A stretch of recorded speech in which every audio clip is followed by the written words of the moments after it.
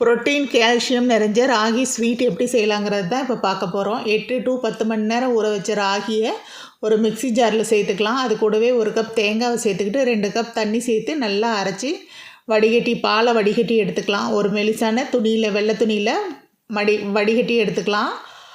அதை ஒரு அடி கனமான பாத்திரத்தில் சேர்த்துக்கிட்டு கைவிடாமல் கிண்டிக்கிட்டே இருக்கலாம். கொஞ்சம் கெட்டியாகட்டும். கெட்டியானதுக்கப்புறமா அது கூட நாட்டு சர்க்கரை சேர்த்துக்கலாம். நம்மளுடைய டேஸ்ட்டுக்கு தகுந்த மாதிரி சேர்த்துக்கலாம். நான் 1 கப் ராகி எடுத்திருக்கேன். அதுக்கு 1 கப் நாட்டு சர்க்கரை சேர்த்துறேன். உங்களுக்கு ஸ்வீட் அதிகமாக வேணும்னா இன்னும் கொஞ்சம் கூட சேர்த்துக்கலாம். இது கூடவே ஒரு 2 ஸ்பூன் நெய் சேர்த்து எடுத்துக்கிறேன்னா 1 ஸ்பூன் ஏலக்காவும் சேர்த்து கிளறி எடுத்தோம்னா நம்மளுடைய ராகி ஸ்வீட் ரெடி ஆகிடுச்சு. பாருங்கள், பார்க்கவே எவ்வளோ டெம்டிங்காக இருக்குது அப்படின்னு சொல்லிட்டு ஜெல்லி மாதிரி இருக்கக்கூடிய ராகி ஸ்வீட்டு நம்மளுக்கு ரெடி ஆகிடுச்சு. குழந்தைங்க பெரியவங்களுக்குமே எல்லாத்துக்கும் ஏற்ற ஸ்வீட்டு.